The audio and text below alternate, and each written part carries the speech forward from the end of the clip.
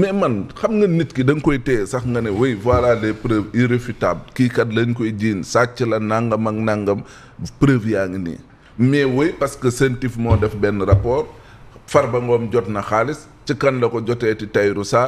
Sarr nee na moom dama sëkkanteeg moom ci lu jëm ci transaction immobilière waa réew mi moom xanaa am sa alal nag bëgg koo jaay moom loolu dafa compter tul ci réew mi wala dafa amat wala léegi daa nekk délit ci réew mi tamit il faut ñu waxante dëgg man jàpp naa ne gis nga depuis ba ma déggee ne dinañ leen woo pour kii xam naa leen xoola mettre les formes la sawaay pour après ñu may leen liberté provisoire ñu dem toog parce que aussi nit ki tamit boo koy téye Boubacar Ba revenir na ci sànq man jàpp naa nit ñun d'accord nañ ci ne réew mi du ñu nangu kenn kuy pasare wala di jël alal réew mi wala di sàcc alalu réew mi di ko jëriñoo mais lañ d'accord ñun ñëpp aussi moo di ne nit ki buñ koy téye mais c'est nañ ko téye sur la base de preuves yoo xamante ne ni tangible irréfutable et mu wóor ne la quand même c'est avec beaucoup de rigueur mais ci loo xamante ne nii gis nga avocat yi li ñu wax contesté nañ ko wax ne Tahirou Sarr dafa blanchir ki nga xam ne moom mooy Farba Ngom 9 mois après on se retrouve ci situation boo xamante ne nii tout ça pour ça. Pour ça en tout cas c'est bien déplorable suñu amoon jot sax duggaat ci beneen sujet bi wala ma bàyyi ngeen gën cee wax mais Mame Mbaye il faut que ñu dugal waa Dubaï. Evelyne Mondjouba actuellement nekk suñu envoyé une de nos envoyés spéciaux. Normalement ñu ngi ci. waa ñu ci forum bi actuellement oui c'est ça ana Evo. ci matinalu Sen TV may nuyu yéen mi nga xam ni yàlla nekk ci plateau bi Mame Mbaye Ndiaye maa ngi lay nuyu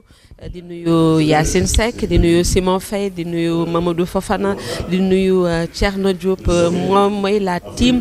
de la matinale alors tey dañ leen di dalal fii nii ci hôtel Shangri-La Hôtel nekk fii ci Dubaï fi nga xam ni foofu la FOGECA di amale 18e édition bu forum bu ren bi nag dañ ko jagleel investissement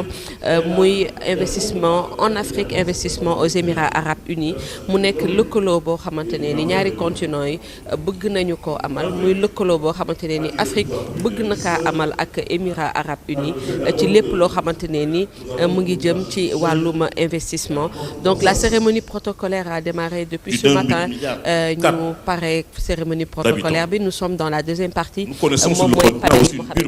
merci beaucoup Evelyne ni nga ko waxee la demande et surtout les téléspectateurs de la Sen TV ñu ngi fii la demande de l'infrastructure di bërëb bi nga xam ne foofee la ñuy amalee li nga xam ne moom moo soxal wàllug forum bu FOGECA forum bi nga xam ne ni ñu koy fàttali tout le temps mooy forum la yu ëmb investisseurs africains yi en tout cas fii ci Dubaï un forum quand même qui vise à créer une synergie entre les investisseurs africains et émiratis en exploitant les complémentarités économiques, les opportunités d'affaires et les possibilités de co-investissement dans des secteurs clés mën nañ ci lim yu ci mel ni énergie, infrastructure, agriculture, agro-industrie, finance islamique, services financiers, technologie, innovation, immobilier et tourisme, commerce et logistique. Alors depuis ce matin Evelyne ñu ngi fii ni nga ko waxee ci Shangri-La Dubai Hotel assister à ce forum bi nga xam ne gis nañu ci teewaayuk ay kilifa yu bari kilifa yi nga xamante ne nii jóge nañu Afrique ci àdduna mais surtout Evelyne kilifa yi nga xamante ne nii ñu ngi fii biir Dubaï. Alors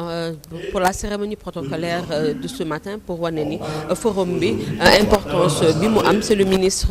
d'État bu Émirats Arabes Unis chargé du commerce extérieur moom moo présidé la cérémonie d'ouverture ki nga xam ne tamit moom mooy directeur des chambres de commerce bu Émirats Arabes Unis yor lëkkaloo bi ak Afrique moom itamit mu ngi fi woon tey jii nii ci suba ci cérémonie protocolaire bi jiite ab délégation bu mag délégation ay investisseurs parce que forum bi li ko tax a jóg mooy lëkkale les opérateurs économiques yi nekk ci Afrique ak ñi nekk ci Émirats Arabes Unis alors ci cérémonie protocolaire bi également on a eu un exemple bi nga xam ni moom dafa jàppale bu baax 18e édition bu forum du FOGECA fii nii ci Dubaï muy Mohamed Dieng mi nga xam ni le président du FOGECA di Amadou Diagne daal dina koy présenter comme un exemple de réussite fii nii ci Dubaï ba tax na sax moom suba dinañu ànd ak moom dem ci fi nga xamante ne ni foofu mooy ak ay société am ngir mu daal di ñooy wanale lii nekk lépp loo xamante ne ni bokk na ci liggéey bu am solo bi nga xam ne mu ngi koy def fii nii ci Dubaï. Il y a beaucoup de délégations yenn yaa ngi jógee ba Angola am na ay délégations yoo xamante ne ni ñu ngi jógee Mali am na ay délégations yu jógee Maroc am na ay délégations yoo xamante ne ni ñu ngi jógee Tunisie on a une forte délégation également boo xamante ne ni Sénégal la jógee et le président Bassirou Diomaye Faye ak premier ministre Ousmane Sonko ñoom itamit daal dinañu yóndee ab délégation boo xam ne dina ñëw teewee gala bi ndax ñoom jàppande nañu bu baax a baax ci forum bi rawatina la république bu Gambie fi nga xam ni daaw foofu la ñu amalee forum FOGECA alors Mame Mbaye Ndiaye Yacine vous qui êtes sur le plateau dañu ne tungu ne du teew ñuy nataal ma yeggaleel la ko waaw nga eggalee ma ko parce que foofu laa yem nous sommes en direct avec Amadou Diagne moom mi nga xam ni moom moo réalisé lu am solo ni déplacer des investisseurs yu Afrique ba pare jël leen en charge andi leen fii nii ci Dubaï ngir mun leen lëkkale ak ay investisseurs yoo xamante ne ñu ngi ci Émirats Arabes Unis Mohamed ma bàyyi la ak monsieur Diagne. Président, c'est un immense plaisir d'être avec vous ici à Shangri-La Dubai Hotel pour assister à ce forum des investisseurs africains à Dubaï quand même mais li ñu gën a impressionné mooy la présence des autorités yi nekk ci Dubaï des autorités africaines et surtout ñi nga xamante ni ñoo jóge ci àdduna bi première impression bi ngay am ci forum bu am solo. waaw Mohamed maa ngi lay nuyu Evelyne sama arabe bi maa ngi lay nuyu mais nag xam nga Shukran avant d'être très officiel dama daan xamal ni leen quand même kontaanuma xam nga lu tax kontaanuma parce que Yacine daf ma trahir dafa waroon a ñëw ci forum bi loolu la ma waxoon mu dem toog Dakar jàpp njàmburam. yooyu lay Yaas Bombo daal mu ngi noonu léegi traité Yaas Bombo mu ngi noonu Yacine Thiel moom nee na moom mooy papam waaw kon nag elle a trahi en tout cas pour revenir sur ce forum je dois dire que nous sommes quand même très satisfaits vu la participation c'était pas facile des autorités des États Émirats arabes parce que tout simplement comme vous le savez c'est le ministre du Commerce qui vient de Dakar qui était à Dakar la semaine dernière pendant 2 semaines qui est venu du même présider l'ouverture à côté du ministre des Affaires étrangères de l'Angola et à côté des autorités gambiennes comme ni ma la déggee nga di ko wax léegi le président Adama Barrow qui vraiment a dépêché son ministre de la Défense et son ministre du Tourisme et de la Culture et son directeur de l'Agence des investissements. Bon, le Mali également, sous le président Assimi Goïta, avait dépêché, ça il faut le dire, la ministre en charge de l'entrepreneuriat, mais au dernier moment, de petits problèmes politiques ont fait que finalement, ils n'ont pas pu venir. Et nous avons dans la salle et plusieurs personnalités, la CCJ, la Cour arbitrale de justice, le président Ablaye Diop de l'UEMOA qui a envoyé une forte délégation dirigée par la directrice du secteur privé. Bon, le secteur privé africain en un mot, ils sont venus de la RDC, du Cameroun, de la Côte d'Ivoire, du Cameroun, du Sénégal et son Excellence également le président de la République. Bassirou Diomaye qui nous a beaucoup accompagnés parce que l'ambassadeur du Sénégal nous a beaucoup soutenu, Babacar Matar Ndiaye, et nous sommes passés par lui pour obtenir toutes les autorisations parce que ne pensez-vous pas qu'on se lève tout simplement pour faire un forum à Dubaï, il faut une autorisation et l'autorisation dure 2 mois et vraiment en un temps record sur instruction du ministre des Affaires étrangères Cheikh Niang que je remercie beaucoup au passage, l'ambassadeur a tout fait.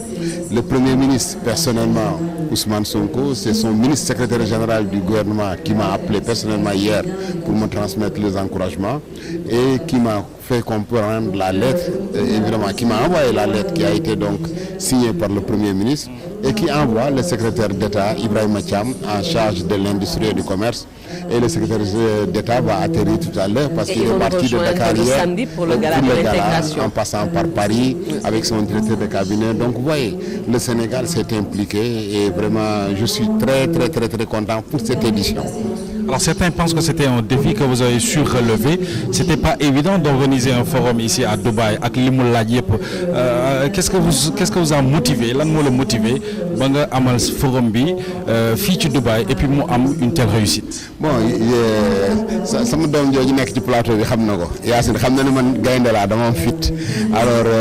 ba loolu saxal naa ko ci waa membre FOGECA yi ñi nekk Congo ñi nekk Guinée équatoriale gis nga ñoom ñi ngi fi waa Algérie ñi ngi fi ñëpp am fit. Qu'est-ce qui s'est passé bi ñu jógee Gambie on s'est dit bon écoute nous avons fait l'Europe nous avons fait le Sénégal nous avons fait l'Afrique